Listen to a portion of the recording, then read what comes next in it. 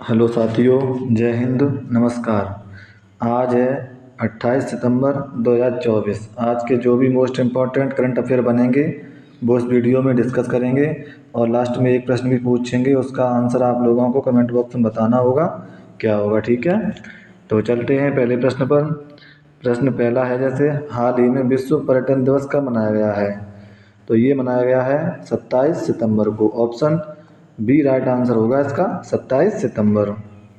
अब ये हैं सितंबर महीने के दिवस, देखेंगे जैसे 1 सितंबर को इंडिया पोस्ट पेमेंट बैंक का 7वां स्थापना दिवस, 2 सितंबर को विश्व नारियल दिवस, 3 सितंबर को गगनचुंबी इमारत दिवस, 5 सितंबर को अंतर्राष्ट्रीय चैरिटी दिवस, 6 सितंबर को राष्ट्रीय पुस्तक वाचन दिवस, 7 सितंबर को अंतर्राष्ट्रीय गिद्ध जागरूकता दिवस, अंतर्राष्ट्रीय पुलिस सहयोग दिवस और विश्व भौतिक चिकित्सा दिवस। ठीक है, 8 सितंबर को अंतर्राष्ट्रीय साक्षरता दिवस, 10 सितंबर को विश्व आत्महत्या रोकथाम दिवस, 11 सितंबर को राष्ट्रीय वन शहीद दिवस, 12 सितंबर को international day for south south cooperation, 13 सितंबर को विश्व सेप्सिस दिवस, 14 सितंबर को विश्व प्राथमिक उपचार दिवस, सितंबर का दूसरा शनिवार और राष्ट्रीय हिंदी दिवस 14 सितंबर को। ये मोस्ट इम्पॉर्टेंट है। ठीक है, 15 सितंबर को नेशनल इंजीनियर्स डे, अंतर्राष्ट्रीय लोकतंत्र दिवस। ठीक है, 16 सितंबर को विश्व ओजोन दिवस, 17 सितंबर को विश्व रोगी सुरक्षा दिवस,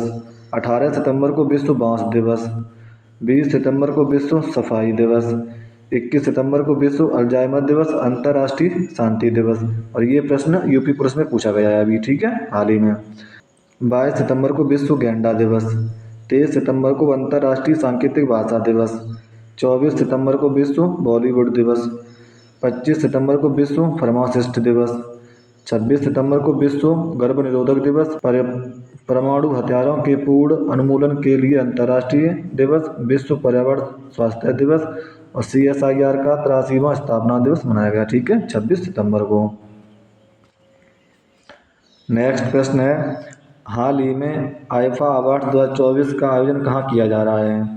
तो ये किया जा रहा है अबू धाबी में। ऑप्शन सी राइट आंसर होगा इसका, अबू धाबी। नेक्स्ट प्रश्न है हाल ही में कौन नेपाल का सबसे बड़ा व्यापारिक साझेदार बना है? तो ये बना है अपना देश Bharat. Option B right answer होगा इसका, भारत। अब ये है जैसे भारत जल्द ही अपना कार्बन बाजार शुरू करेगा। भारत की हॉकी टीम ने 5वीं बार एशियन चैंपियंस ट्रॉफी का खिताब जीता है। भारत 2028 तक अपना भारतीय अंतरिक्ष स्टेशन स्थापित करेगा। भारत विश्व का दूसरा सबसे बड़ा 5G स्मार्टफोन बाजार बना है।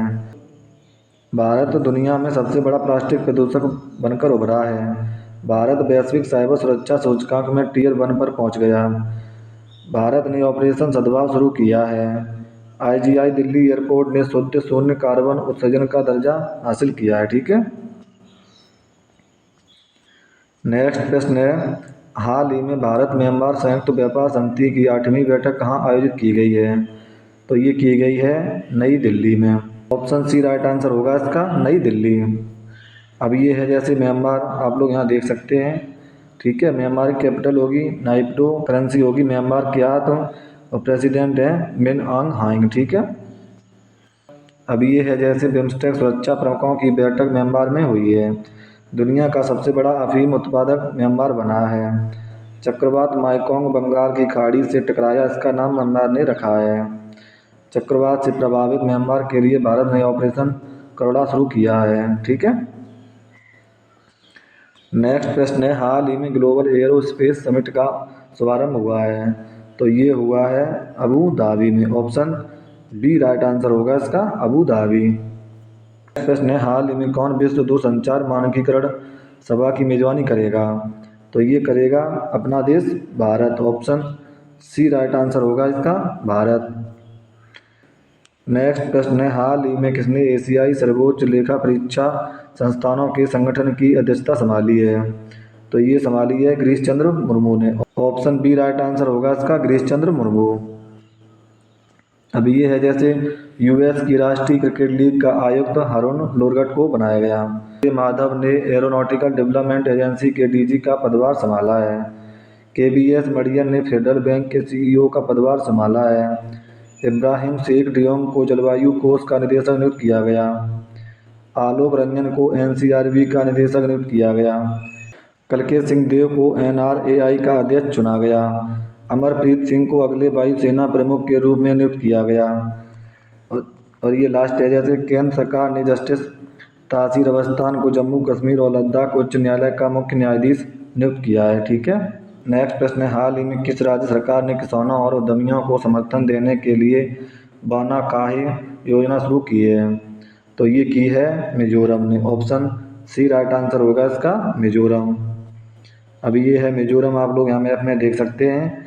मिजोरम की कैपिटल होगी एजुअल, CM है लल्लुहामा, गवर्नर हैं के हरि बाबू। ठीक है। नेक्स्ट प्रश्न है, हाल ही में शिगेरू इसेबा किस देश के नए प्रधानमंत्री बने? तो ये बने हैं जापान के। ऑप्शन बी राइट आंसर होगा इसका, जापान। पेंटोमिटान सिनवात्रा को थाईलैंड का प्रधानमंत्री नियुक्त किया गया। मिशेल बर्नियर को फ्रांस का प्रधानमंत्री नियुक्त किया गया। कामिल मंदौरी को ट्यूनीशिया का प्रधानमंत्री नियुक्त किया गया। मसूद पेजेस्कियान ने ईरान के राष्ट्रपति के रूप में शपथ ली है। निकोलस मदुरो को वेनेजुएला का फिर से राष्ट्रपति चुना गया। अन्य प्रमुख मिन आंग हाइंग म्यांमार के कार्यवाहक राष्ट्रपति बने हैं। क्रिस्टन मिशेल को एस्टोनिया के अगले प्रधानमंत्री के रूप में संसद से मंजूरी मिली है। पॉल कागामे ने चौथे कार्यकाल के लिए रवांडा के राष्ट्रपति के रूप में शपथ ली है। ठीक है। नेक्स्ट प्रश्न है, हाल ही में किस देश के क्रिकेटर ड्वेन ब्रावो ने संन्यास की घोषणा की है? तो ये की है वेस्ट इंडीज के। ऑप्शन सी राइट आंसर होगा इसका, वेस्ट इंडीज। नेक्स्ट प्रश्न है, हाल ही में बी बनलाल बन्ना को किस देश में भारत का राजदूत नियुक्त किया गया? तो ये किया गया है कंबोडिया में। ऑप्शन बी राइट आंसर होगा इसका, कंबोडिया। अब ये है, जैसे अरुण गोयल को क्रोएशिया में भारत का अगला राजदूत नियुक्त किया गया। मृदु पवन दास रवांडा में भारत के हाई कमिश्नर बने हैं। यमन गणराज्य में भारत के अगले राजदूत डॉक्टर सोहेल एजाज खान नियुक्त हुए हैं। बहामास कॉमनवेल्थ के हाई कमिश्नर मयंक जोशी बने हैं। विनय मोहन क्वात्रा अमेरिका में भारत के राजदूत बनाए गए हैं। सुभाष प्रसाद गुप्ता को सूरीनाम में भारत का अगला राजदूत नियुक्त किया गया। मलेशिया ने मुजफ्फर साहब मुस्तफ़ा को भारत में अपना उच्चायुक्त नियुक्त किया है। सीताराम मीणा को नाइजर में भारत का अगला राजदूत नियुक्त किया गया। ठीक है। नेक्स्ट प्रश्न है, हाल ही में किसके द्वारा लिखित पुस्तक खाकी में स्थित प्रज्ञ का विमोचन किया गया है?